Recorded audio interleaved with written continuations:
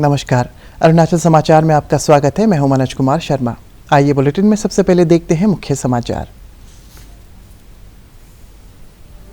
प्रधानमंत्री नरेंद्र मोदी ने बेंगलुरु स्थित भारतीय विज्ञान संस्थान में सेंटर फॉर ब्रेन रिसर्च और सुपर कंप्यूटिंग सुविधा का किया उद्घाटन। प्रधानमंत्री ने वर्चुअल माध्यम से देश का पहला और एकमात्र वातानुकूल रेलवे स्टेशन का भी किया उद्घाटन। कई परियोजनाओं की रखी आधारशिला।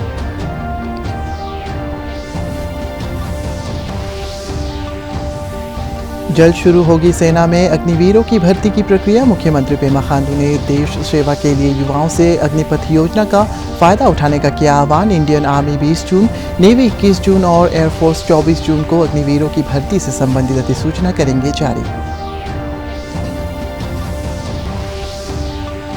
अरुणाचल प्रदेश के विभिन्न हिस्सों में लगातार हो रही बारिश से जनजीवन प्रभावित। ईटानगर राजधानी क्षेत्र में राजमार्ग पर भूस्खलन होने से ईटानगर नाहरलगुन रोड पर यातायात प्रभावित। भारी बारिश के कारण लिकावाली बासर रोड भी भूस्खलन से प्रभावित। यातायात में मुश्किलों का सामना कर रहे हैं स्थानीय लोग।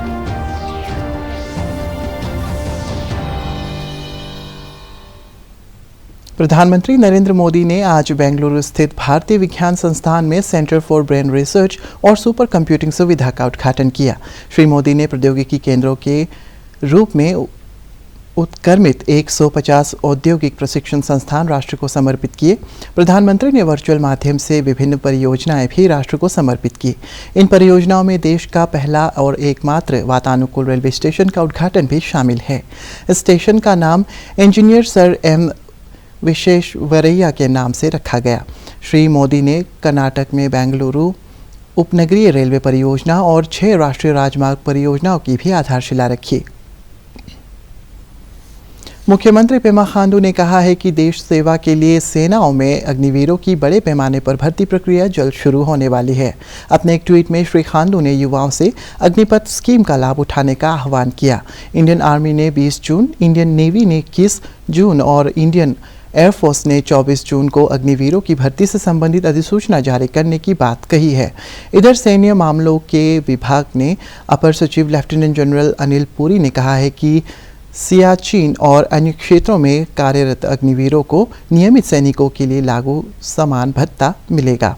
एयर मार्शल सूरज झा ने कहा है कि भारतीय वायुसेना अग्निपथ योजना के तहत अग्निवीरों की भर्ती 24 जून से शुरू करेगी। उन्होंने कहा है कि पहला बैच दिसंबर तक पंजीकृत हो जाएगा और प्रशिक्षण 30 दिसंबर से शुरू होगा। वाइस एडमिरल दिनेश त्रिपाठी ने कहा है कि इस वर्ष 21 नवंबर से नौसेना के पहले अग्निवीरों का बैच ओडिशा में INA चिल्का प्रशिक्षण संस्थान पहुंचने लगेगा। उन्होंने कहा है कि अग्निपथ योजना के अंतर्गत महिला और पुरुष दोनों अग्निवीरों को प्रशिक्षण की अनुमति दी गई है। अगर वो मेरे साथ सियाचिन में बैठा है, he'll get the same allowance। अगर वो मेरे साथ राजस्थान में बैठा है तो उसको सेम अलाउंस मिलेगा। अगर वो मध्य प्रदेश में बैठा है, मुझे भी नहीं मिल रहा, उसको भी नहीं मिल रहा। So it is equated, there is no differentiation. जरूरी सूचना अपने यूथ को देना चाहता हूं कि इंडियन एयरफोर्स भारतीय वायुसेना में अग्निवीर बैच 1 of 22 के रजिस्ट्रेशन की प्रक्रिया 24 जून से शुरू हो जाएगी। ये एक ऑनलाइन सिस्टम है जो हमारा well established star examination system है। उसी के तहत ये नोटिफिकेशन और रजिस्ट्रेशन चालू होगी। इसके ठीक 1 महीने बाद 24 जुलाई से जो फेज 1 ऑनलाइन एग्जामिनेशन है उसकी प्रक्रिया शुरू हो जाएगी और दिसंबर के अंत तक हम पहले बैच अग्निवीर को एनरोल कर लेंगे और 30 दिसंबर से पहले बैच की ट्रेनिंग शुरू हो जाएगी। 21 नवंबर को हमारा फर्स्ट अग्निवीर हमारी जो बेसिक ट्रेनिंग इंस्टीट्यूशन है INS चिल्का उड़ीसा में, वहां पर रिपोर्ट करना शुरू कर देगा। और जैसा कि आपको पता है, हमारे नौसेना अध्यक्ष ने पहले भी बताया था कि हम लोग अग्निवीर जो हमारे आएंगे नेवी में वो जेंडर न्यूट्रल रहेंगे। तो विमेन अग्निवीर भी हम लोग ले रहे हैं और उसके लिए अपनी जो हमारी ट्रेनिंग करिकुलम है, जो इंफ्रास्ट्रक्चर जो भी मॉडिफिकेशन करना है, वो काम ऑलरेडी शुरू हो चुका है। केंद्रीय गृह मंत्री अमित शाह ने राष्ट्र के विकास पर बल देते हुए कहा है कि साइबर अपराध से सुरक्षित भारत का निर्माण सर्वोपरि है। उन्होंने कहा है कि वर्तमान में साइबर सुरक्षा के बिना भारत का विकास नहीं हो सकता। नई दिल्ली में साइबर और राष्ट्रीय सुरक्षा पर आज एक राष्ट्रीय सम्मेलन को संबोधित करते हुए श्री शाह ने कहा है कि भारत सभी क्षेत्रों में आगे बढ़ रहा है और सभी स्तरों पर टेक्नोलॉजी का उपयोग बढ़ा है। उन्होंने आगाह किया है कि अगर साइबर सुरक्षा सुनिश्चित नहीं की गई तो ये देश के लिए एक बड़ी चुनौती बन सकती है। कि प्रत्येक भारतीय को टेक्नोलॉजी से और इंटरनेट के माध्यम से अपने आप को सशक्त करना चाहिए।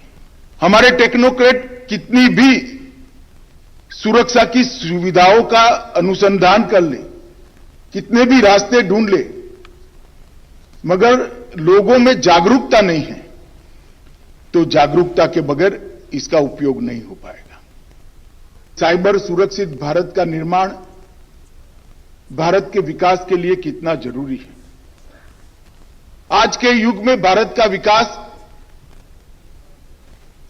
साइबर सुरक्षा के बगैर हम कर ही नहीं सकते, क्योंकि प्रधानमंत्री जी के इनिशिएटिव से ही आज भारत हर क्षेत्र में इतना आगे बढ़ रहा है।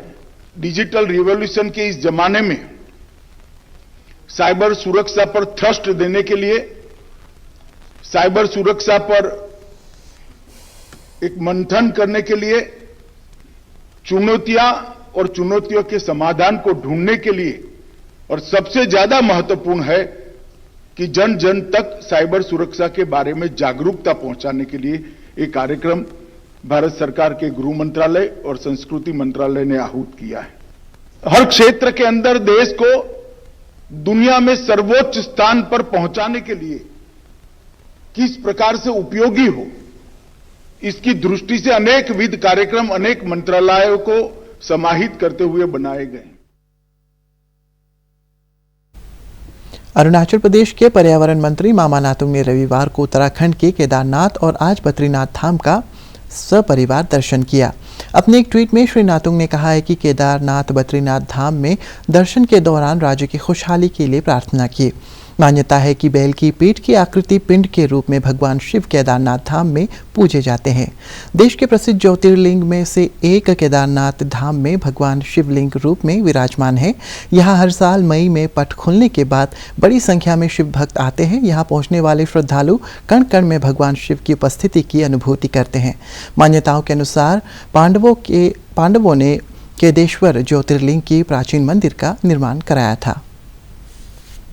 ईटानगर राजधानी क्षेत्र में पिछले कई दिनों से हो रही भारी बारिश के कारण राष्ट्रीय राजमार्ग पर पापू नाला से नाहरलगुन और यूपिया के बीच कई जगह भूस्खलन और जल जमाव से यातायात प्रभावित है। जिला प्रशासन द्वारा सामान्य यातायात को बनाए रखने के लिए हर संभव कदम उठाया जा रहा है। भूस्खलन के मलबे को हटाने का कार्य जारी है और इसके कारण पापू नाला से यूपिया और नाहरलगुन के बीच ट्रैफिक जाम की समस्या का सामना करना पड़ रहा है।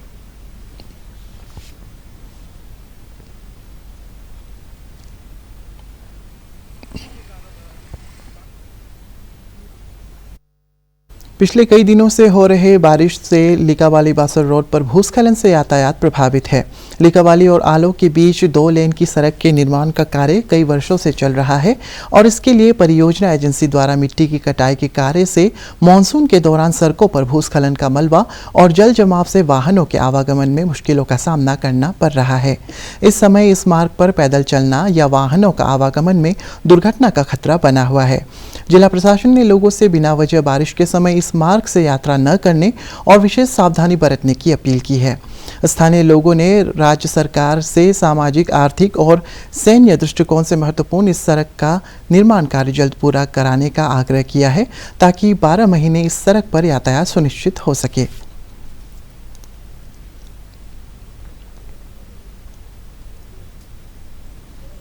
अरुणाचल प्रदेश में आज़ादी का अमृत महोत्सव के तहत नशे से आज़ादी का पखवाड़ा मनाया जा रहा है।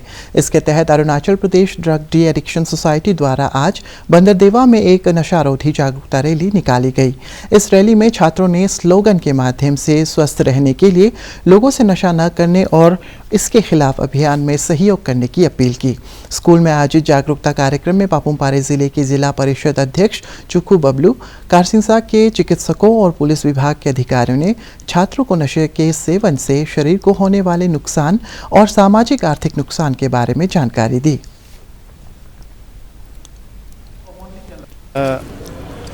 मैं अपने जिला पंचायत की तरफ से जितने भी हमारे जो नौजवान हैं उन सभी को मैं आज के इस प्रोग्राम के द्वारा, जिसे हमारे एवेन्यू फॉर जॉय फाउंडेशन ने ऑर्गेनाइज किया है, सभी को मैं यही कहना चाहता हूं कि जितने भी नशे के जितने भी पदार्थ हैं उसे छूना नहीं है, दूर रहना है।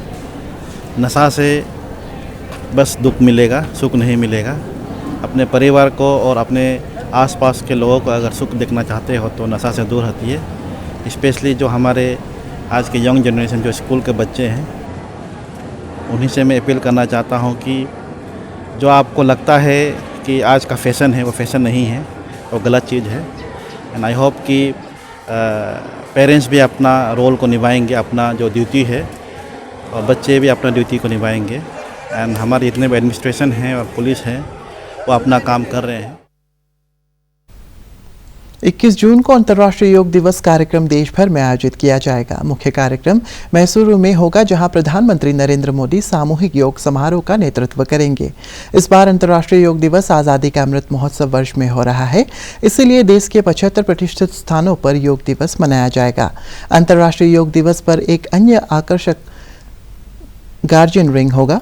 ये एक रैली योग स्ट्रीमिंग कार्यक्रम होगा, जिसमें विदेशों में भारतीय मिशनों द्वारा आयोजित अंतर्राष्ट्रीय योग दिवस कार्यक्रमों के डिजिटल फीड को एक साथ कैप्चर करके किया जाएगा। कई केंद्रीय मंत्री विभिन्न चयनित स्थानों पर योग कार्यक्रमों में भाग लेंगे। अंतर्राष्ट्रीय योग दिवस कार्यक्रम के लिए देश भर के 75 आइकॉनिक स्थलों में अरुणाचल प्रदेश के नामसाई जिले के गोल्डन पगोड़ा और अंजाव जिले के डोंग शामिल है। देश में सूरज की किरणों का सबसे पहला स्पर्श करने वाले डोंग गांव में केंद्रीय मंत्री किरण रिजिजू अंतर्राष्ट्रीय योग दिवस कार्यक्रम के मुख्य अतिथि होंगे। डोंग भारत का सबसे पूर्वी गाँव है, जहाँ भारत, चीन और म्यांमार की सीमाएं मिलती है। गोल्डन पगोड़ा में कई दिन पहले से ही बड़ी संख्या में लोग योगाभ्यास कर रहे हैं।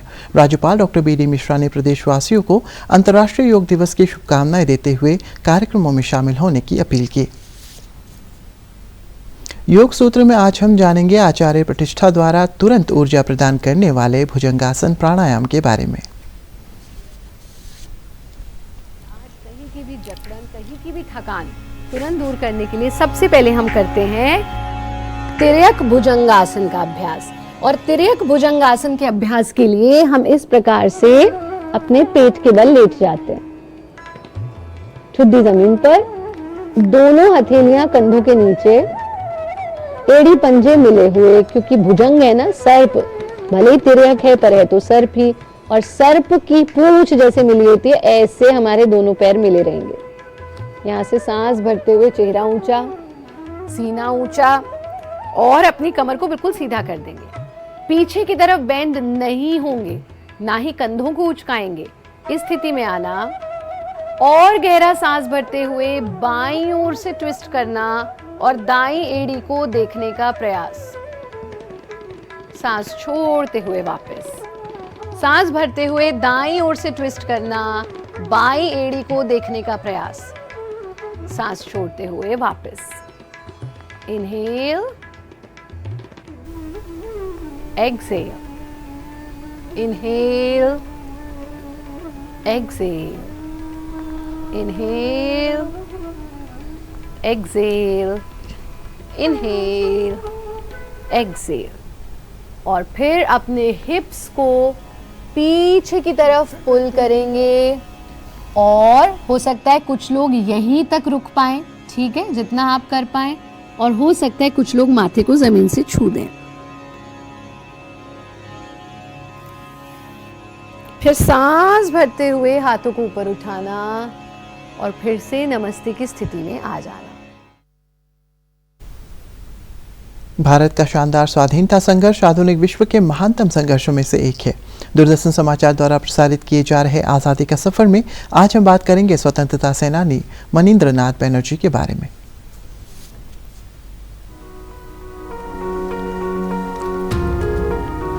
आज हम क्रांतिकारी स्वतंत्रता सेनानी मनिंद्र नाथ बनर्जी को भी याद कर रहे हैं, जिनकी मृत्यु 20 जून 1934 को हुई थी। वे क्रांतिकारियों राजेंद्र नाथ लाहिड़ी और जितेंद्र नाथ सान्याल के निकट सहयोगी थे। सीआईडी के कुख्यात उपाधीक्षक जे.एन. बैनर्जी की हत्या के प्रयास में मनिंद्र नाथ को 10 वर्ष के कठोर कारावास की सजा सुनाई गई थी। फतेहगढ़ सेंट्रल जेल में कैद के दौरान मनमथ नाथ गुप्ता और यशपाल के साथ मनिंद्र ने राजनीतिक बंदियों के बेहतर इलाज की मांग को लेकर 2 बार भूख हड़ताल की। दूसरी भूख हड़ताल ने मनिंद्र के स्वास्थ्य को बुरी तरह प्रभावित किया और 20 जून 1934 को उनका निधन हो गया। अरुणाचल समाचार के आज के अंक में इतना ही। जाने से पहले आप सभी से अनुरोध है कि कोविड-19 के दिशा निर्देशों का पालन करें, हमेशा मास्क लगाएं, बार बार हाथ धोएं और सोशल डिस्टेंसिंग के नियमों को मानें। कोरोना महामारी से बचाव के लिए आपका वैक्सीन लगवाना भी ज़रूरी है। अगर आप वैक्सीन लगवाने के पात्र हैं तो ज़रूर लगवाएं। हम कल फिर हाजिर होंगे अरुणाचल और देश दुनिया की खबरों के साथ। चलते चलते आपको बता दें कि आप अरुणाचल समाचार हमारे YouTube channel DD news Arunachal पर भी देख सकते हैं। देखते रहिए अरुण प्रभा। नमस्कार।